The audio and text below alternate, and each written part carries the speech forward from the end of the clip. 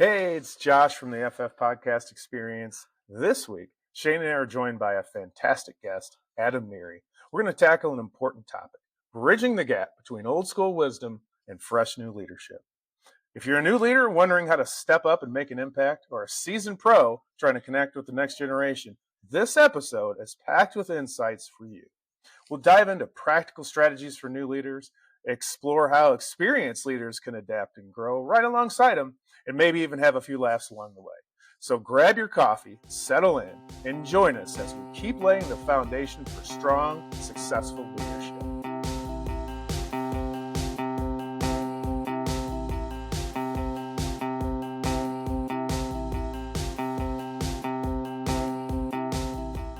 All right, welcome back, everybody. We have brought our guest Adam in. So Shane, why don't you take it away? Tell us or introduce our guest for us. Absolutely. So Adam's one of my closest friends. We've done some ministry for a little while together, and so super excited to just hear his perspective, hear from his wisdom and advice as well for our listeners. Adam serves as the family ministries pastor at Central Church, one of their satellite locations, Summerlin, which is hustling, bustling, and doing great. And so, Adam, why don't you tell us a little bit about you? Yeah, so I haven't always been in ministry, but I've always been in leadership. At a young age, I actually did improv comedy for Second City, and I think that's where my leadership actually started. So I would build teams for Clark County School District and kind of put pieces together doing that. And then God really called me to ministry when I was 27, and then that's kind of been my journey in ministry. And Shane is right. I've been leading at Central Summerlin now for 5 years. I'm married, 4 beautiful daughters, and a brand new little baby boy. So, yeah. That is awesome.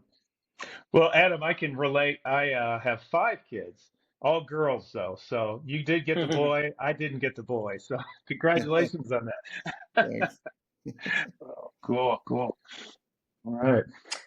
Well, awesome, Adam. Well, so let's just jump right in. And so I'd love to get your insights. So one of the things we're going to be talking today about is really just empowering this younger generation of leaders, how to empower them, but as well as what are some key things that are different from from some of the older generations. And so my first question is essentially this: what have you seen are the biggest differences between kind of the seasoned leaders that are out there right now and this new generation of leaders that's coming up? Yeah, that's a good question. I think there's a couple of things. I think the first one that comes to mind is the approach to technology. I think Gen Z and this new generation, they're digital natives. Since they were born, the digital world has been at their fingertips. So I feel like they've been leveraging technology for efficiency, communication, innovation. While I think seasoned leaders they're a little more cautious. I think they're a little more cautious to jumping on to technology and what that looks like in their leadership, and to adapt so quickly. I think that kind of hurts some of the older leadership. I think the second thing that I see with the younger generation is work-life balance. I think younger leaders value flexibility, mental health, personal time.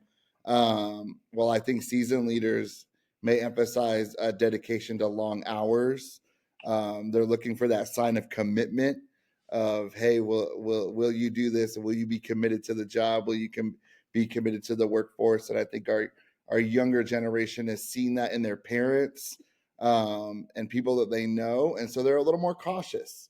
And I think the third biggest thing that I see is the leadership style.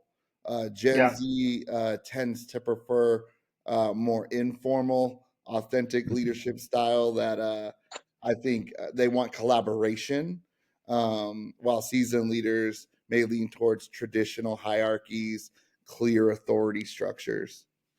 Yeah. No, that's good. So one of the things that we know is, so studies have shown us now that so people don't leave jobs, they leave managers.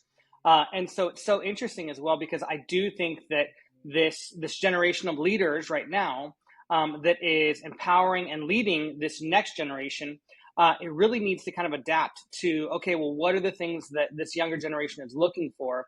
And so if they're not adapting, if they're not showing, hey, I value you as an individual, I think that there is that disconnect. And one of the things you said that kind of resonated with some of the conversations I've had, both with you and with others, is again, I think that there's been that shift that's interesting. I think that some of the older generation very much is, no, your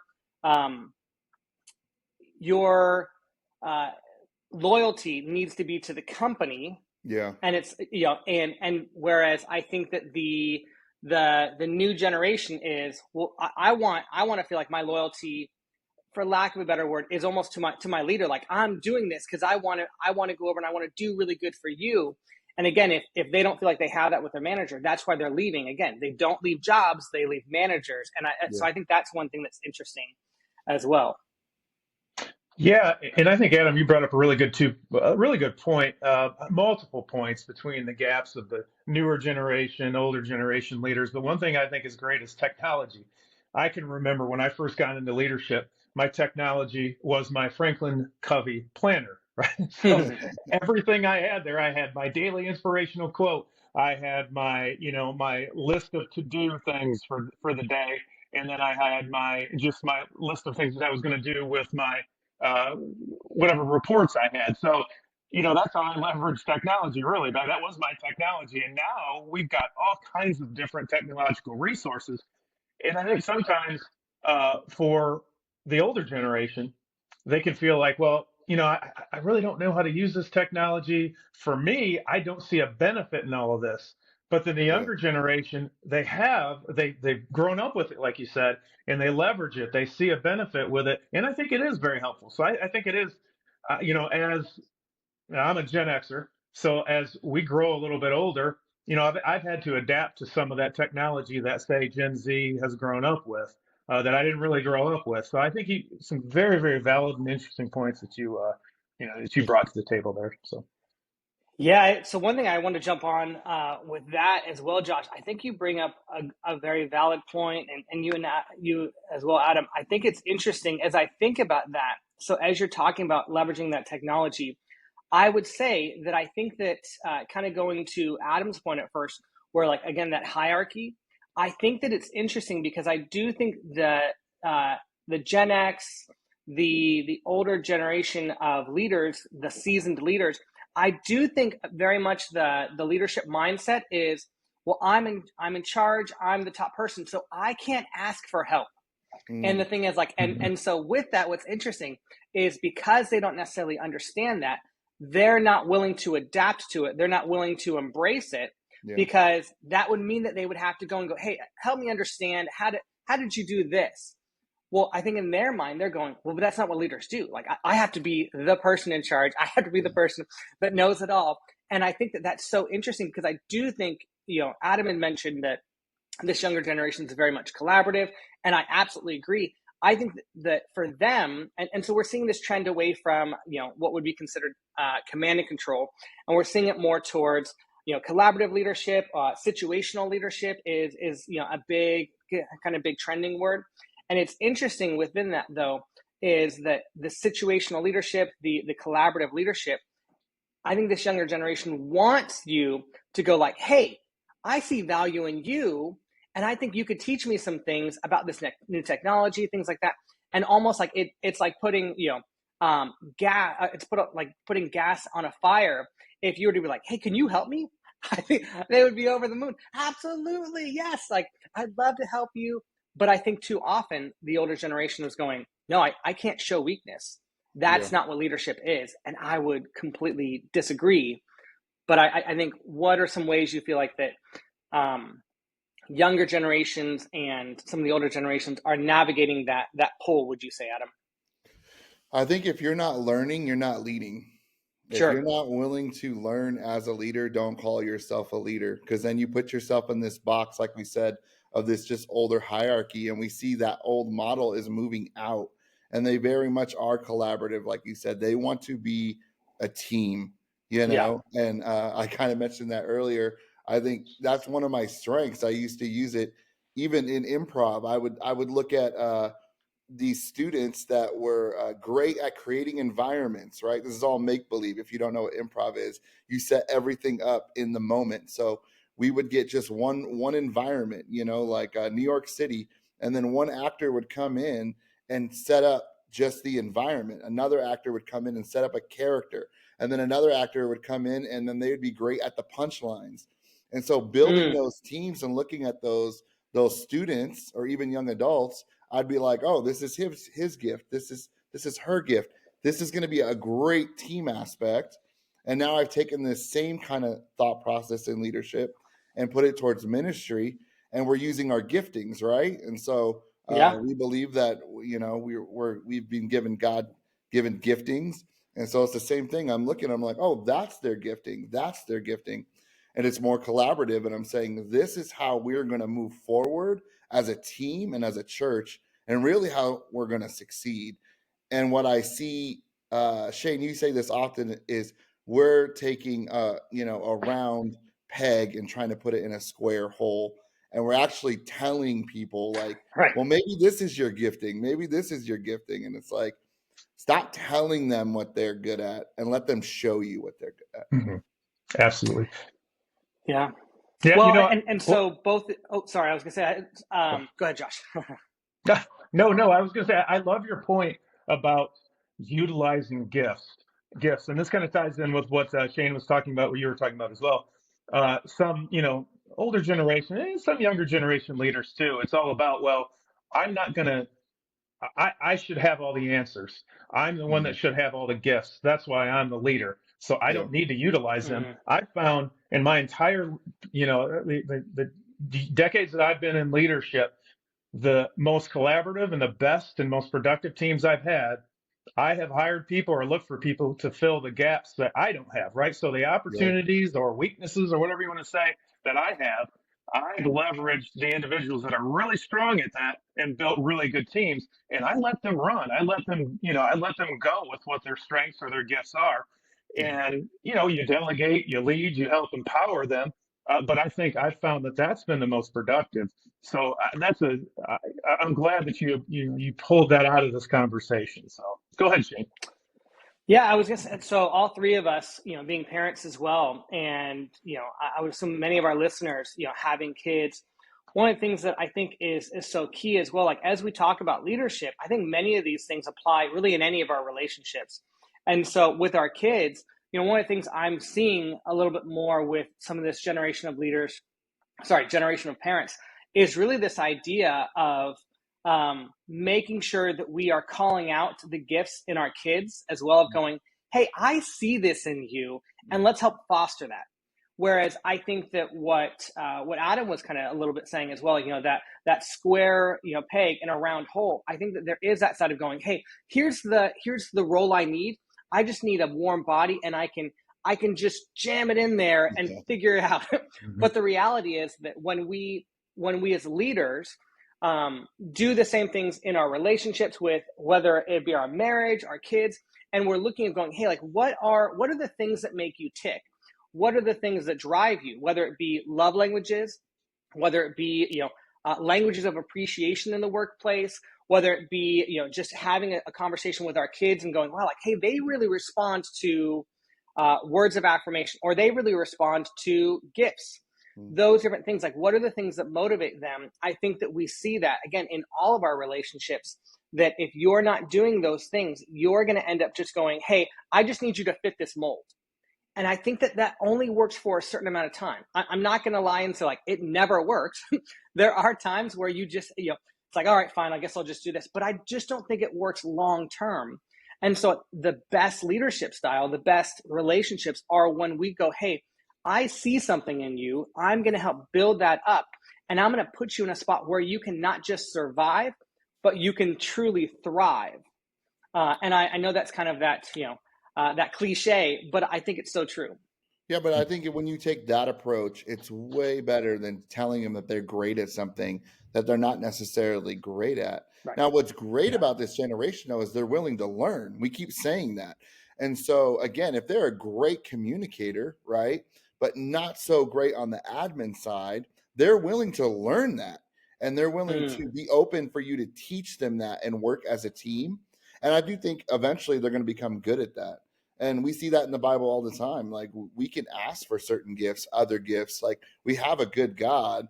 Use the gifts that are given, and then you will be given more, right? Mhm. And so I think if we approach it that way too, we're going to see better leaders and more well-rounded leaders. Yeah. Yeah.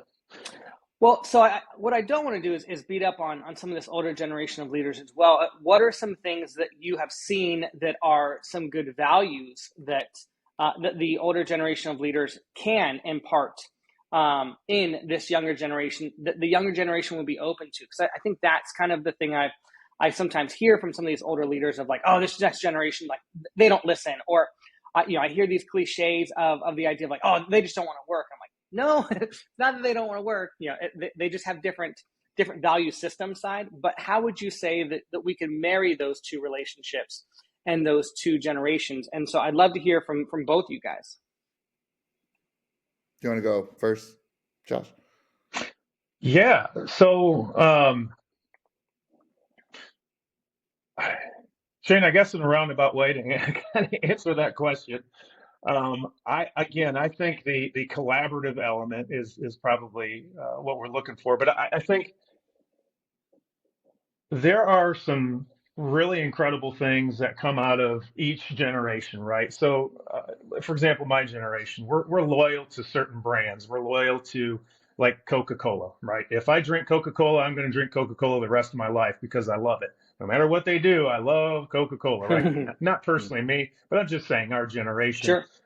So there are some aspects of, older leadership principles, especially when you look at the biblical principles. There's some aspects of older leadership principles that a more seasoned leader might implement and might use every day as they're developing, as they're working with teams.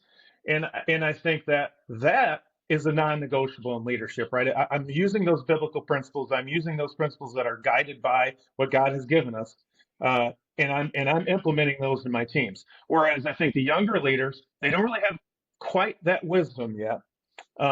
They don't have that experience yet, but they do have is they have some, like we talked about earlier, some of the technological skills, right? But they do have also those really sharp new theories, right, that have come out of leadership that have developed year after year after year that maybe that seasoned leader doesn't have. So putting those biblical principles, those foundational elements of leadership and practice, and marrying the newer leadership theories that have come out of maybe, whether they come out of the church or whether they come out of the secular environment, universities, whatever, marrying those two together, I think that makes for just the perfect recipe for, just an environment that is just really going to thrive. So for me, yeah, it's utilizing those foundational things and taking those new theories, those new leadership practices that these younger generations have learned, putting those two together. That's good. Yeah, I would jump onto the same thing. We're talking about that experience gap, right? This younger generation, because of technology, have become influencers, right? That's the big thing. And so they get lots of followers, lots of likes, and then they automatically assume that they have wisdom in something.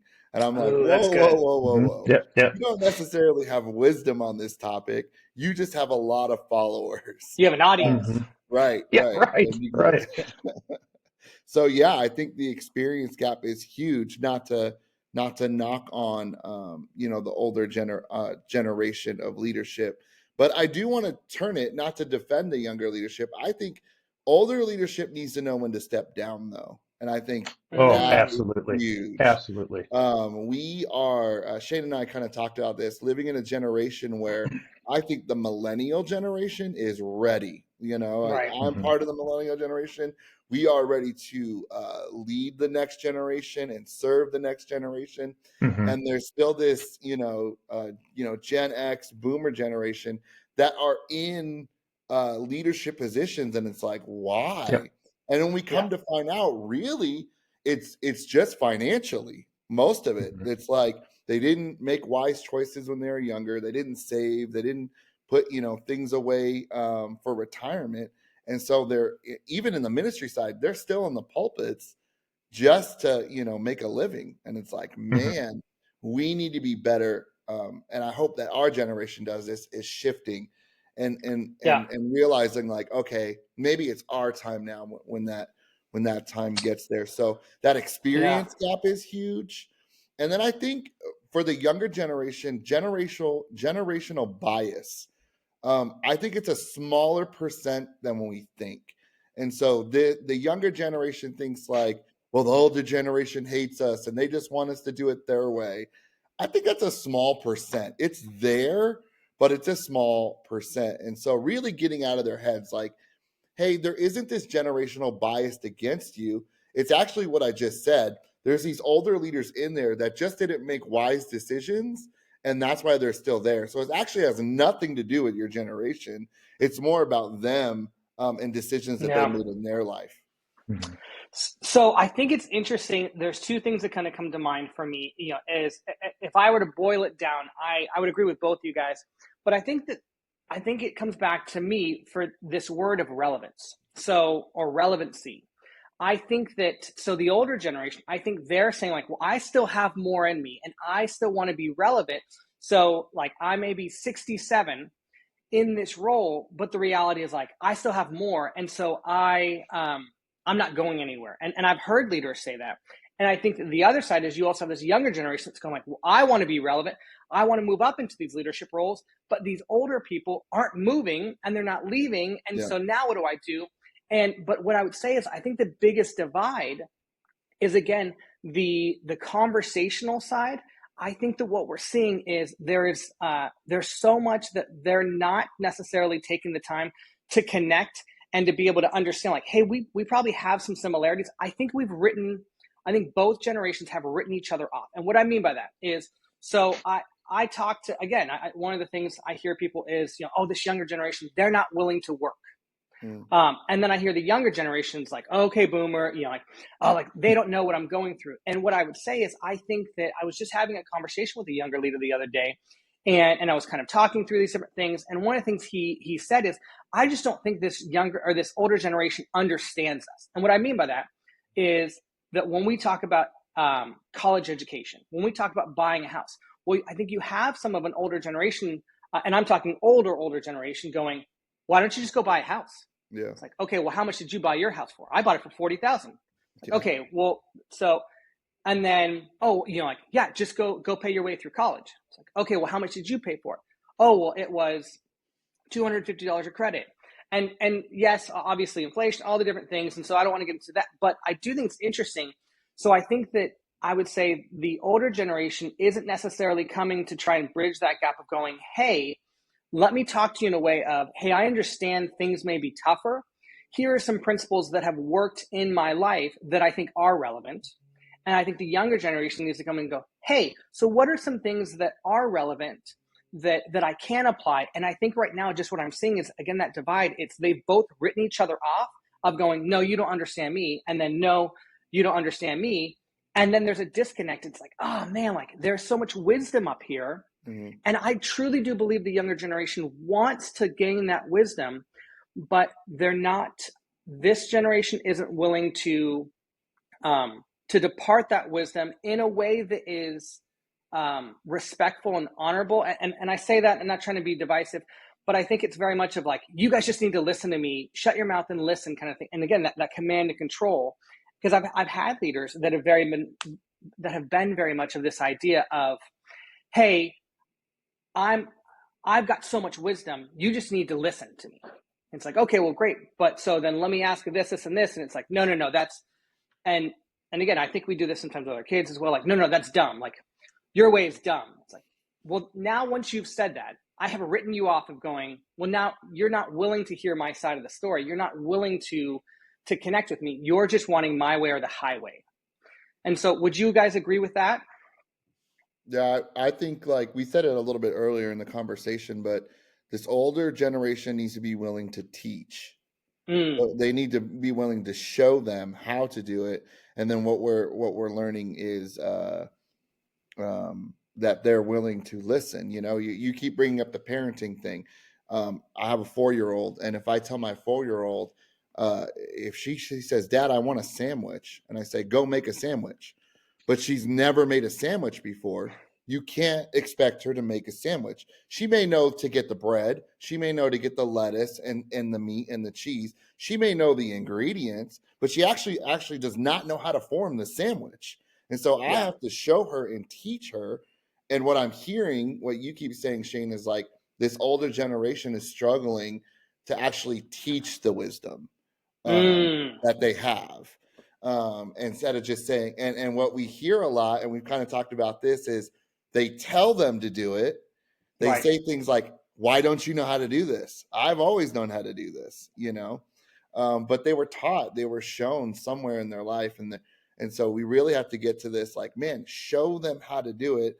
They're willing to listen. They're willing to learn. They just don't know how to.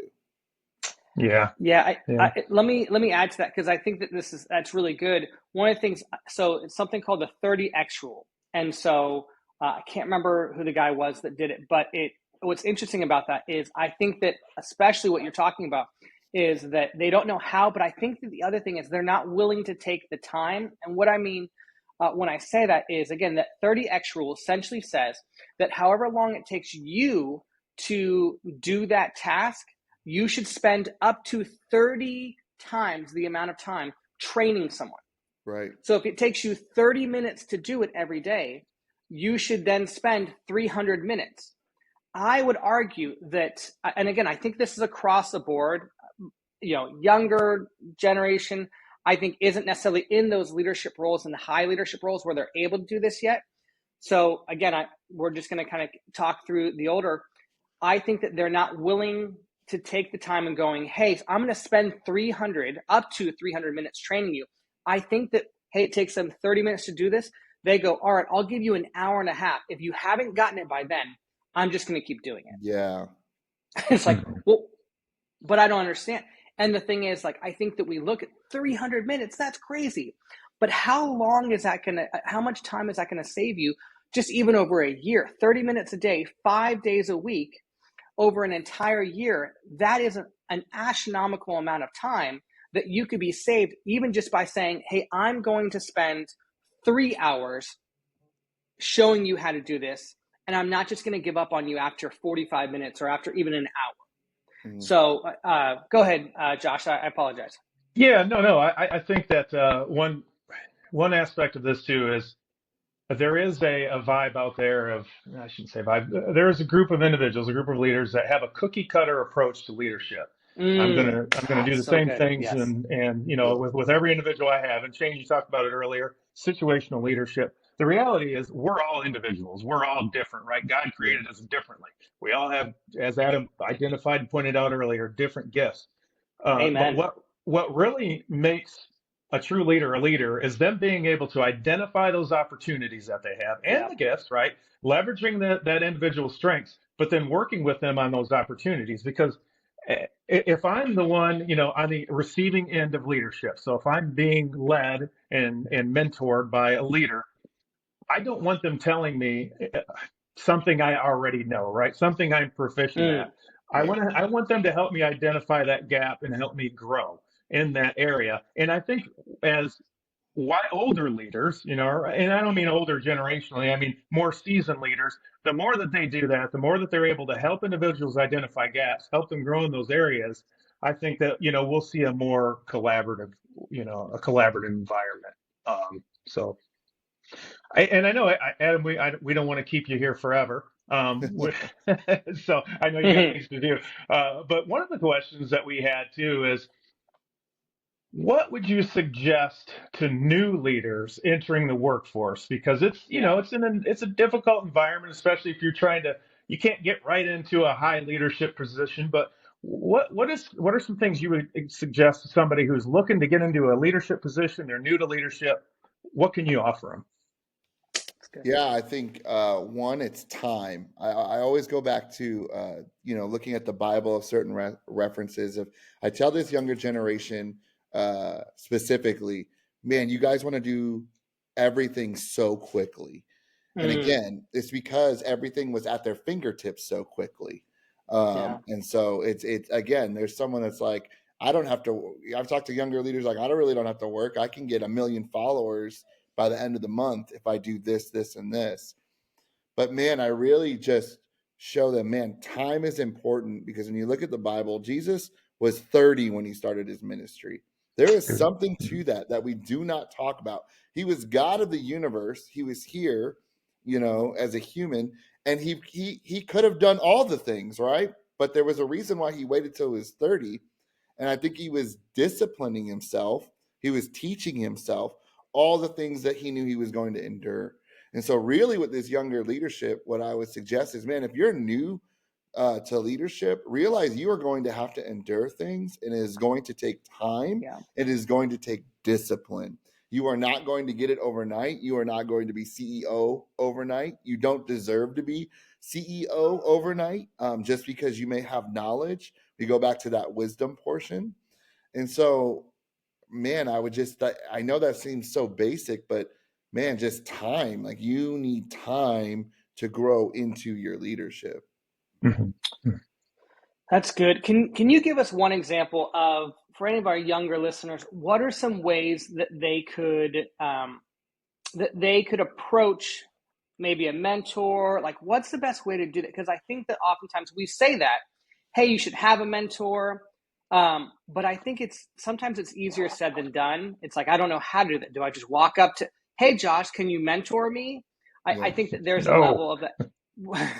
Exactly.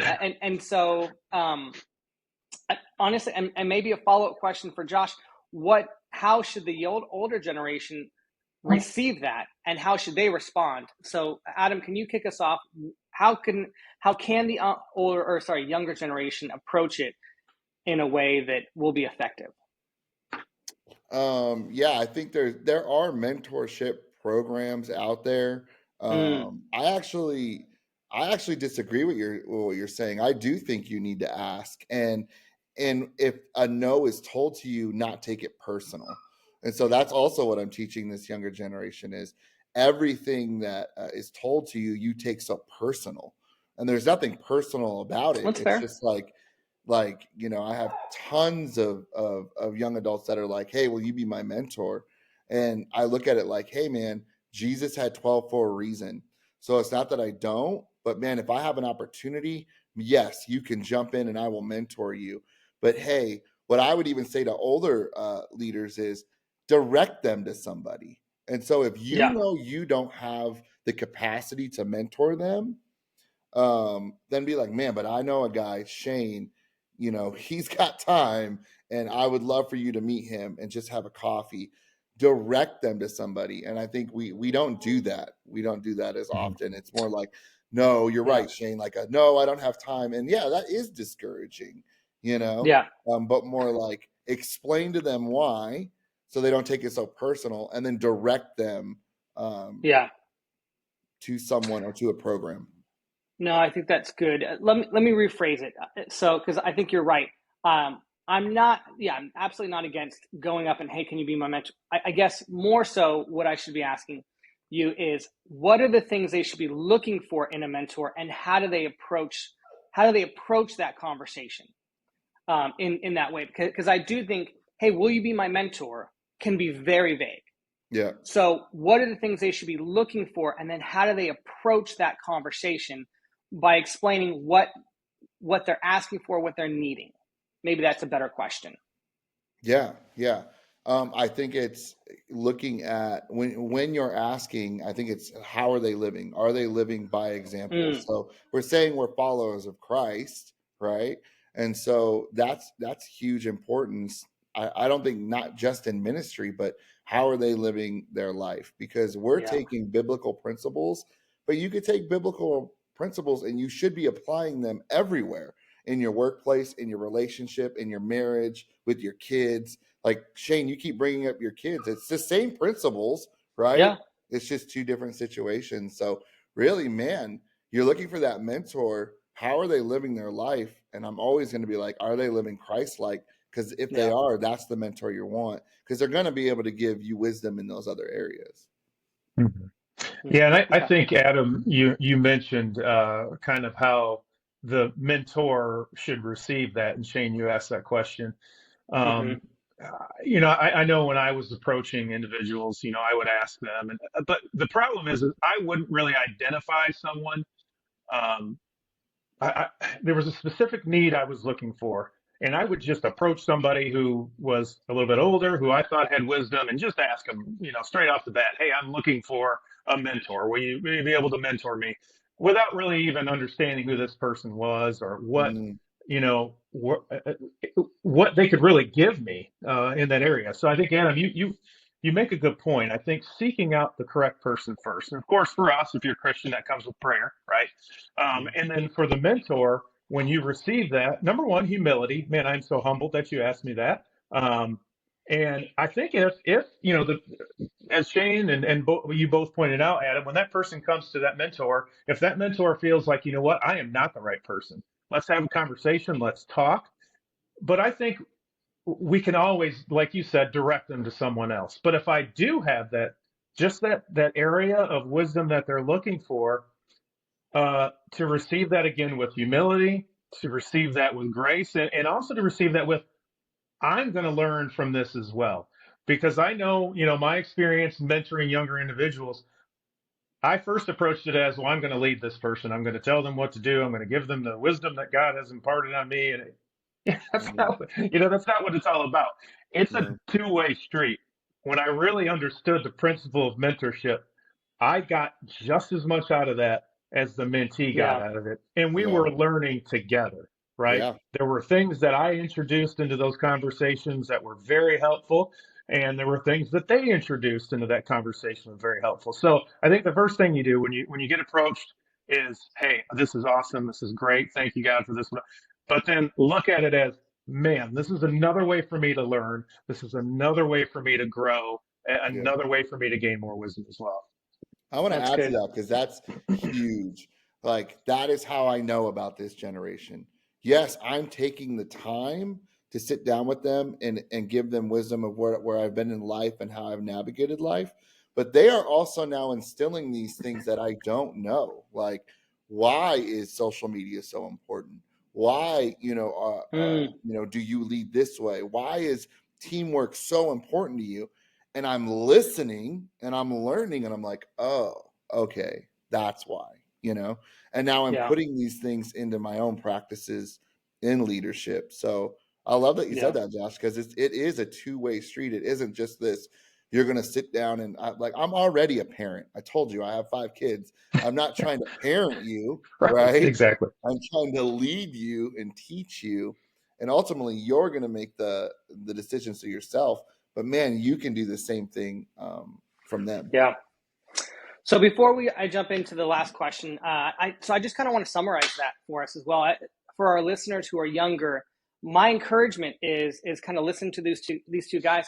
Is the idea of my encouragement would be specific in what you're looking for, and so just like what Adam talked about of, hey, who are you looking at?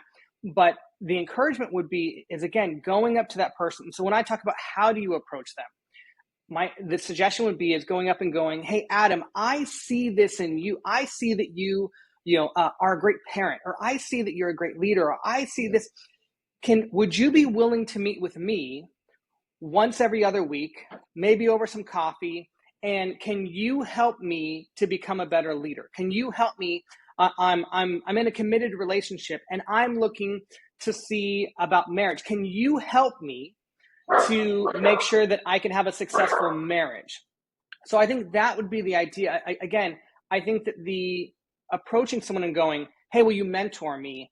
I Yeah. think can be very much of like, I don't even know what you're looking Yeah. for. Yeah. But you as the mentee, the challenge is you need to be specific on what you're wanting.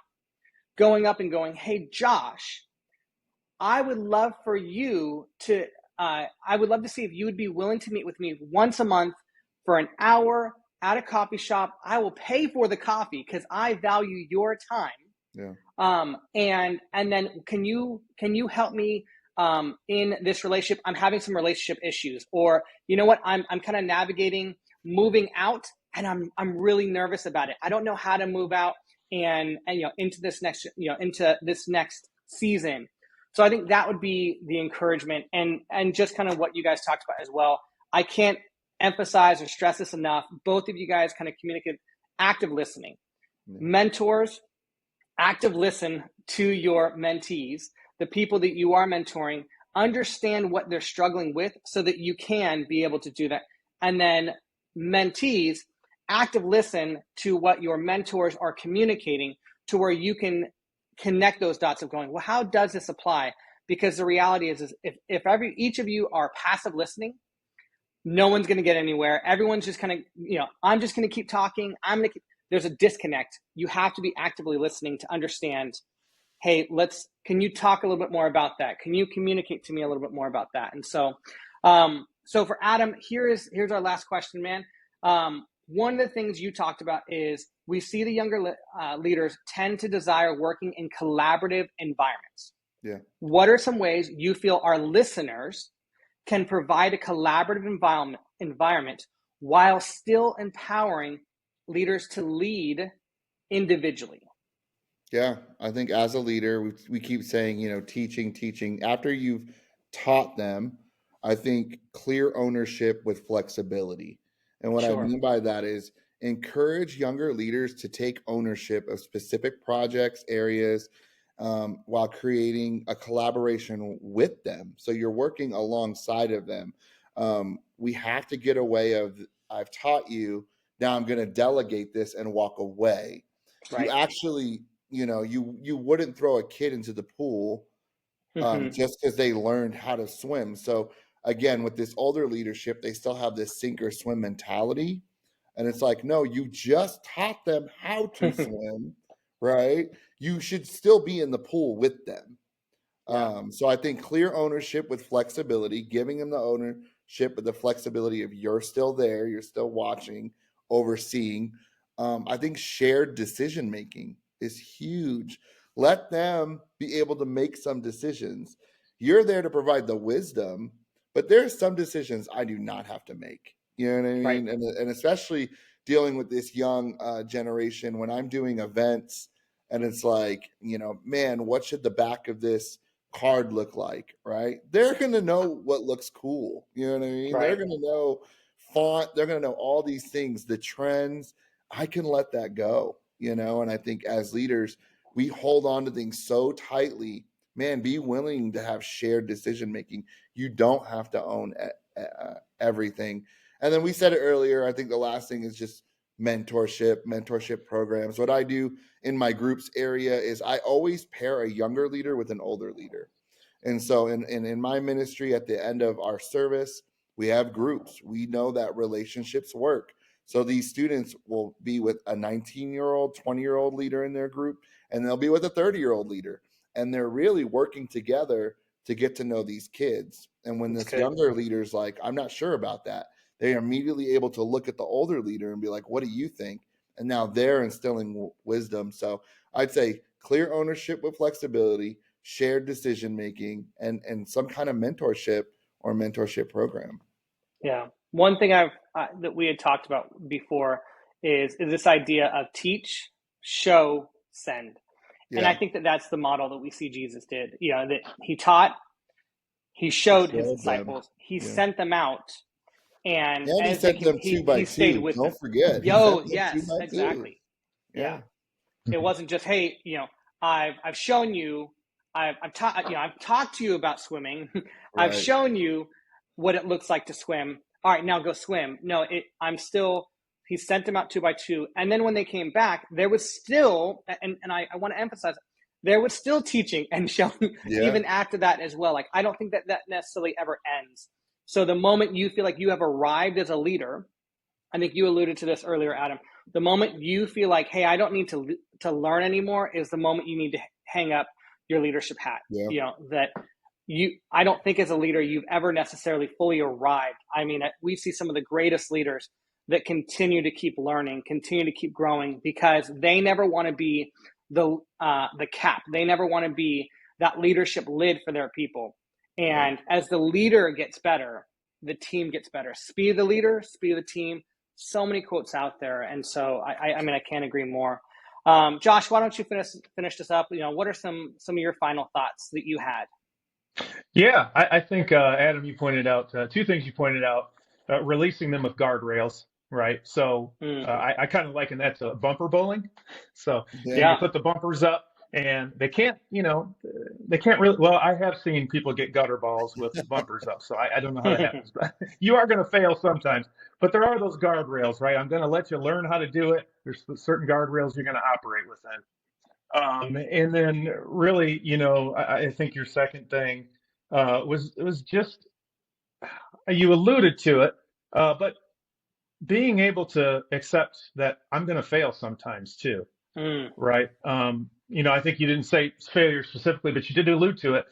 We are going to fail. How many times did the disciples fail before they finally got it right? I say got it right in quotes because it was, nothing is, only Jesus got it perfect, right? And how many times do all of, you look at any industry, how many times have really good leaders, really successful leaders, successful CEOs, how many times they failed more times than they've succeeded, right? The successes are pretty big, but those failures are the reason that they got back up and they shook their feet, shook the dust off their feet. They got back up and went back to work. So I really love the points that you brought today, Adam. You're just it's been an amazing conversation. I do have one more question for you. This is a good question. So you were with Second City, so you got to tell us who's the most what's the most famous celebrity or whatever that you worked with or met or whatever. There was a time where Steve Martin and Martin Short Wow. showed up, and that was just like, oh my gosh, we were in wow, and they just got to do their thing. Like they were just again instilling wisdom, and we just listened. We just sat there and we Yeah. listened, and they got on stage, and they were just telling us about the business and how the way improv works. The best form of improv is literally just listening, because you're going to have some of the best setups and best jokes when you're just listening. So that's probably for me was just like an awe moment for me watching those two guys, and then do some short form stuff was pretty cool. Oh, that would be awesome. That would be those two are hilarious together. I've seen a lot of their bits together. Those two are awesome. So, well, I really appreciate it, Adam. Shane, did you have anything else to add? No, I mean, I couldn't agree more. Active listening. I think that there's so much more that we could talk about for empowering this next generation of leaders, but really just empowering any generation of leaders. And man, I'd love to have you back on sometime soon, and pick your brain a little bit more of just getting some of these things, because man, I really see this next generation as the generation who's gonna take over for us, and if we're not building them up, I think that we have no excuse, and I think we have no ability to then criticize later on of going, I can't believe how they are. Well, what have you done? Yeah. And the last thing I'll say, I think it very much applies to when we look at church attendance and things like that as well. I think you guys have heard me say this before. One generation deems as optional, the next generation deems as unnecessary. And man, if we are not, as a generation, if we're not pouring into this next generation and saying, hey, these leadership principles, this way of leading is not optional. These are things that we have to lean into you. We have to pour into you. We have to empower you, encourage you, do all those different things so that we can create a robust and an effective generation of leaders. And if we don't do that, we're only going to be kicking ourselves later on, because again, we have kids that are coming up as well. And if we're not empowering the leaders now who are going to be leading them, man, I think we're only just our kids are going to suffer. Yeah. Yeah. Well, perfect. Awesome, guys. I really appreciate you coming on, Adam. Love the conversation with you gentlemen. And with that, I guess let's bid you adieu. Yeah. Thanks again, Adam. And everybody else, stick with us as Shane and I put a big bow on it and give it one more shot.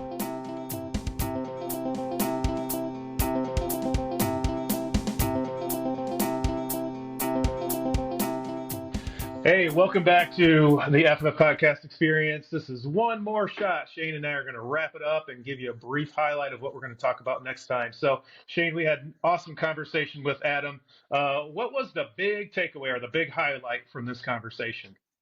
Oh man, so much great content, so much, great conversation. I think one thing that really just stood out to me, and Adam alluded to it towards the very end when he mentioned that he got to see Martin Short and Steve Martin come and Yeah, do a little bit of improv. And man, one of the things he said is he was able to just really just sit back and listen and just take notes. And man, when we sure. talked about mentorship, that was just one thing that just stood out to me as well. Man, as mentees and as mentors, the importance of just being able to actively listen, take notes. You can circle back to those things later on as well. But man, when you're listening and taking notes and really diving in and building those relationships, quote by Teddy Roosevelt, no one cares how much you know until they know how much you care. Mm-hmm. Taking the time to get to know people, take those notes, circle back and go, hey, how you mentioned your dad last time, how's that going on? Things like that. I think that not only builds the bridge to relationship, but also allows you to build a strong foundation where you can have great conversation, where you can continue to learn. Because one thing that Adam said, and we've said consistently as well, leaders are learners, and the moment you stop learning is the moment you need to hang up that hat of a leader. Keep learning, keep listening, and keep leading well. Absolutely. I agree with you. I think that was a very great point at the end there. We talked a lot about mentorship because it is so important. And I really enjoyed the conversation with Adam and that aspect of that conversation. Wish I could have been there to see Steve Martin and Martin Short in person. That's really awesome. What we're going to do, our next podcast, we're going to, I think the discourse these days with just the disconnect between the right and the left, and just all of the political discourse that's happening today. I think we've lost the art of healthy disagreement. So what we're going to talk about next time on this podcast is healthy disagreement and having crucial conversations. So I'm really looking forward to that. But before we go, Shane and I just wanted to remind everyone as well that if you're looking for some sort of leadership consulting, business consulting, mentorship, we're available. Shane also does a little bit of financial consulting. Shane, if you want to talk just briefly about that. Absolutely, man. I just have a passion for helping people get on the right track, whether it be getting the additional coverage they need to protect their family and being able to save a little bit of money with being able to set up clear investment, retirement, all those different things that really sets us up on the right track where we can be blessed to be a blessing to others and continue that generational healing, but as well as being able to set up that next side. One of the things Dave Ramsey said is, live like nobody else so that you can later live and give like nobody else. And man, I'm passionate about that, helping people get to a spot where they can truly be financially healthy and make sure that they can be a blessing to others as well. Awesome, man. Well, we'll, at the end of this podcast, as we wrap this up, we'll drop our contact information in the comments section or in the of all of the different platforms that we broadcast on. So thanks again, Shane. We want to thank Adam. He was an incredible guest, and we hope all of you have a wonderful day and a wonderful week. Excellent. God bless.